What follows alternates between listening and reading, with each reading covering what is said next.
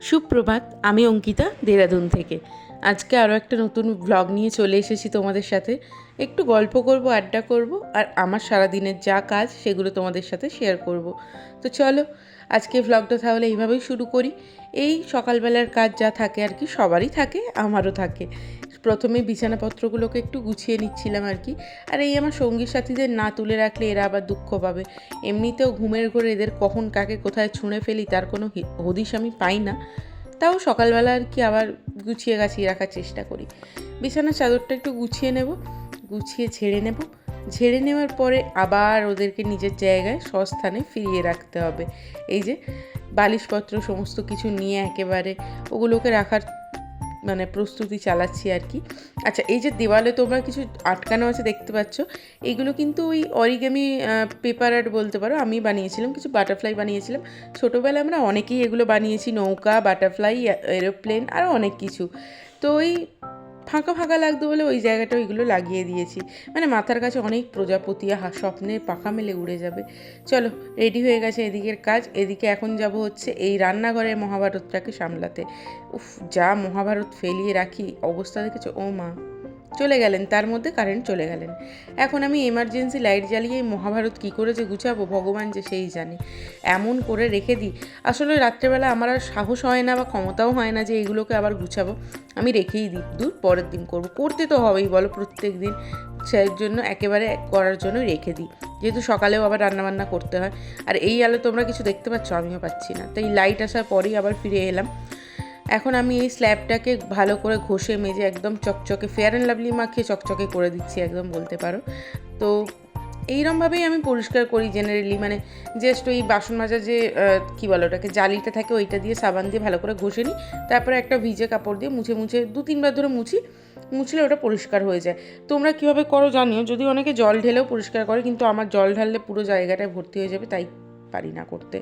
এদিকে গ্যাসটাকেও একটু চকচকে করার চেষ্টা করছি।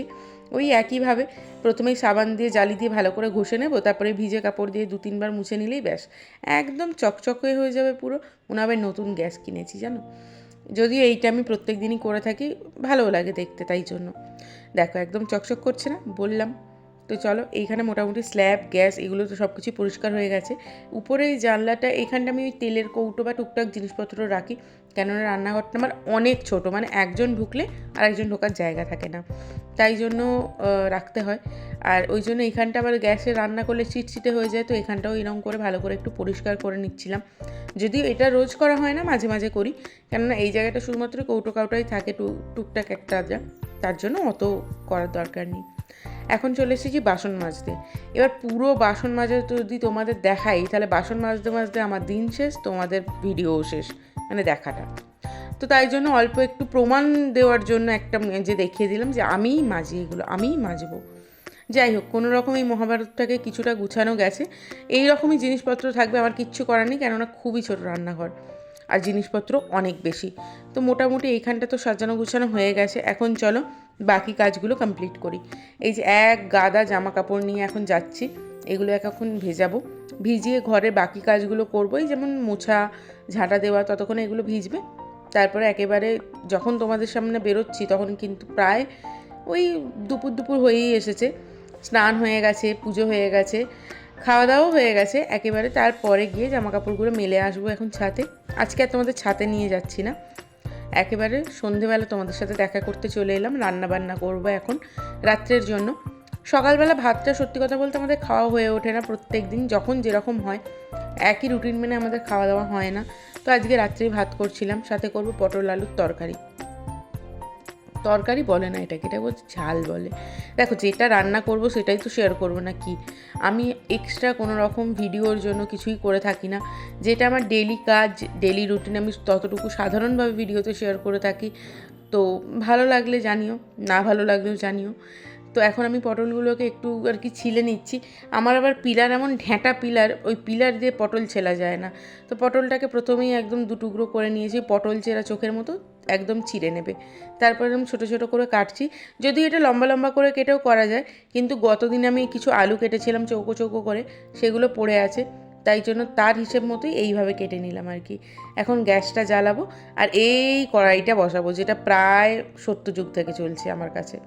না ঠিক বহু পুরানো হয়ে গেছে, মানে এ নন স্টিক ছিল এক সময়, এখন এ শুধুই স্টিক হয়ে গেছে, যাই দিই শুধুই স্টিক হয়ে যায়।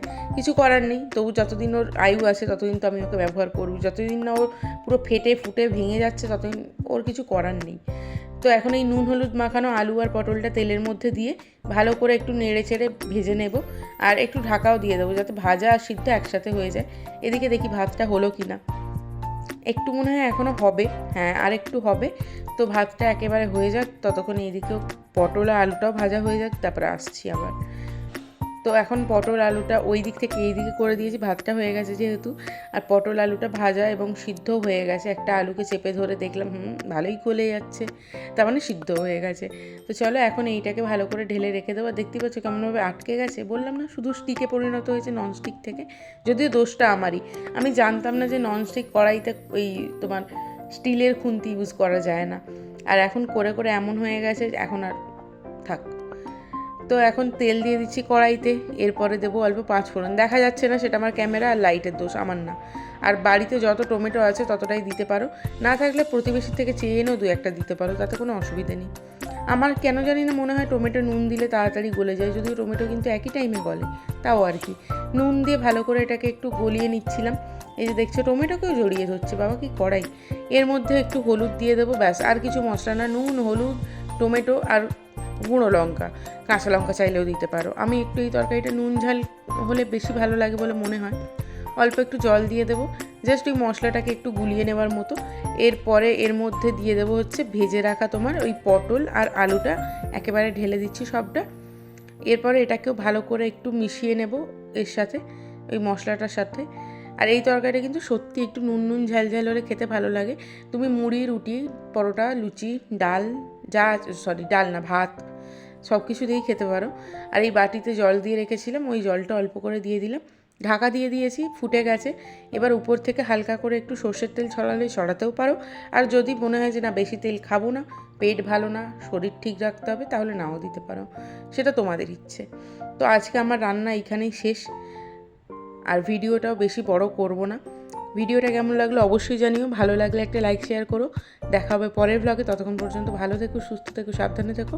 আমার রান্না তো হয়ে গেছে, তোমাদেরটা কি হলো দেখো, আবার কড়াইতে কিছু বসিয়ে রেখেছো কি না। বাই, দেখা হবে পরের ভিডিওতে।